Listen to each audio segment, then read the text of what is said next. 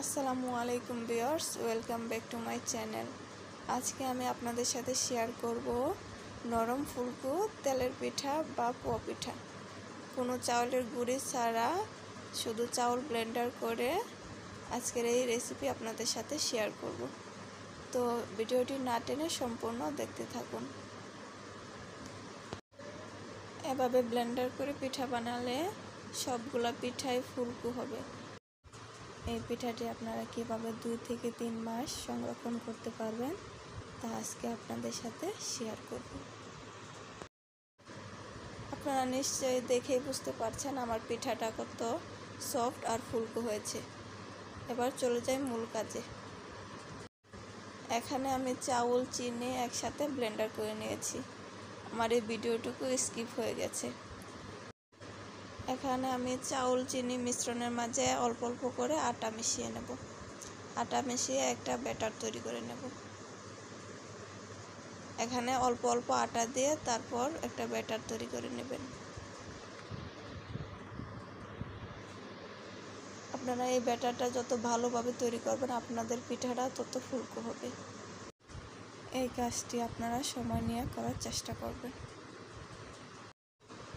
এবং হাত দিয়ে করবেন, তাহলে আপনারা পারফেক্ট একটা ব্যাটার তৈরি করতে পারবেন।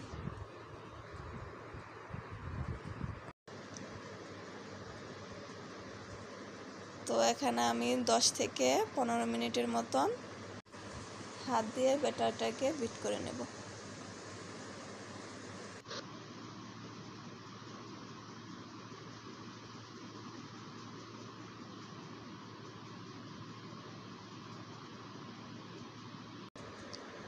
আপনারা নিশ্চয়ই দেখেই বুঝতে পারছেন আমার ব্যাটারের ঘনত্বটা।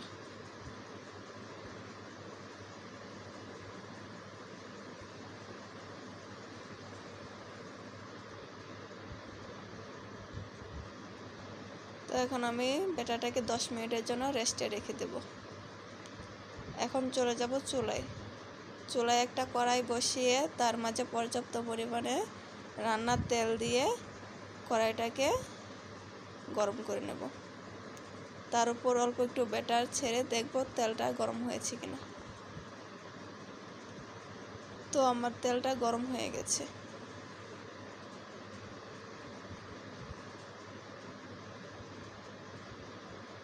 এখন আমি রেডি করে রাখা মিশ্রণটুকু দিব।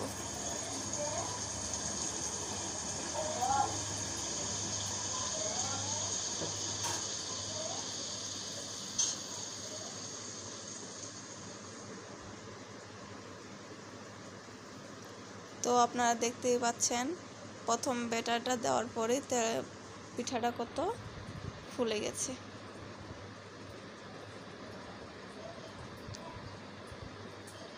তো এভাবে আমি উল্টে পাল্টে পিঠাটাকে ভেজে নেব।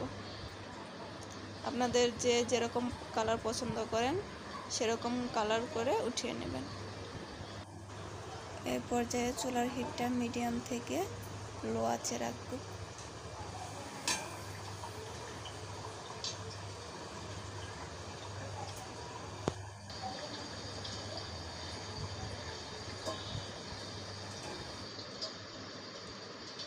তো আমি এই পর্যায়ে উঠিয়ে নেব। এখন আমি আবার আরেকটু ব্যাটার দিয়ে দেব।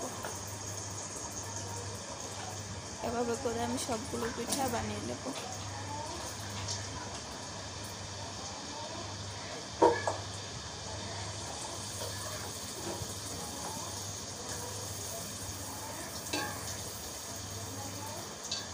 আপনারা যখন পিঠাটা উঠবে তার উপর দিয়ে একটু চামচ দিয়ে তেল দিয়ে দেবেন, তাহলে দেখবেন পিঠাটা ভালোভাবে ফুলে গেছে।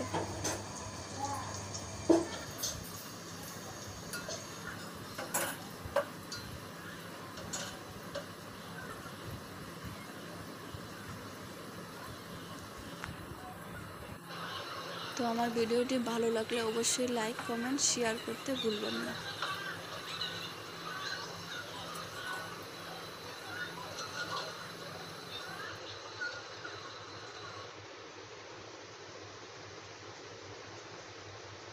তো আপনাদেরকে আমি আরেকটা পিঠা দিয়ে দেখিয়ে দিচ্ছি।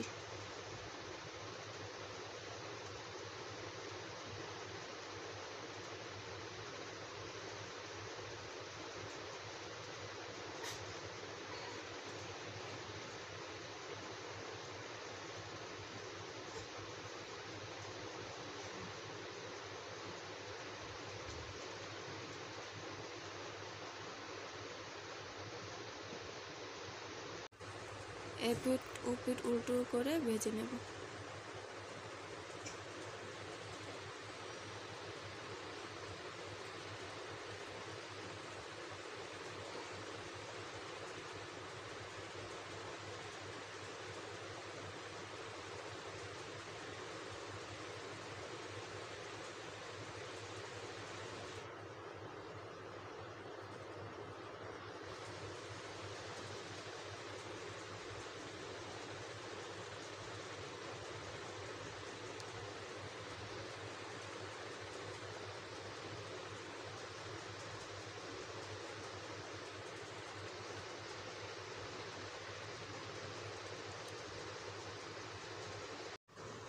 আপনারা যারা নতুন ভাবছেন পিঠা বানাবেন, তারাও এভাবে পিঠা বানিয়ে ফেলুন।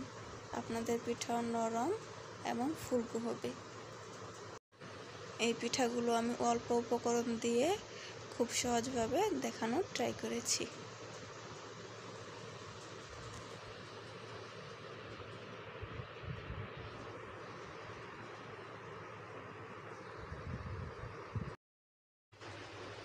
এই পর্যন্ত আমার ভিডিওটা যারা দেখেছেন তাদেরকে অসংখ্য ধন্যবাদ। আর আমার ভিডিওটি ভালো লাগলে অবশ্যই সাবস্ক্রাইব করে পাশে থাকা বেল বাটনটি অন করে রাখবেন, পরবর্তীতে আমার ভিডিও সবার আগে পেতে। আর এই কাজটি যারা করে রেখেছেন তাদেরকে অসংখ্য ধন্যবাদ। ভিডিওতে যদি আমার কোনো ভুল হয়ে থাকে তাহলে ক্ষমার দৃষ্টিতে দেখবেন।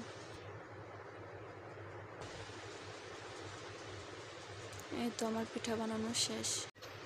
এখন আপনাদেরকে দেখিয়ে দিই।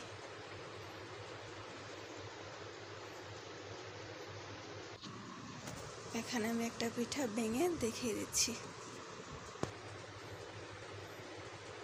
দেখুন আমার পিঠাটা কত ফুলকো আর সফট হয়েছে। আর এই পিঠাটা আপনারা নর্মাল ফ্রিজে 2 থেকে 3 দিন রেখে খেতে পারবেন এবং ডিপ ফ্রিজে 2 থেকে 3 মাস রেখে খেতে পারবেন। কোনো ড্রিপ বার পলি ব্যাগে রেখে অথবা এয়ারটাইট বক্সে রেখে সংরক্ষণ করতে পারেন। তো আপনারা দেখতেই পাচ্ছেন আমার পিঠাটা কত ফুলকো আর সফট হয়েছে। তো আজকে এই পর্যন্তই। সবাই সুস্থ থাকবেন, ভালো থাকবেন। আল্লাহ হাফেজ।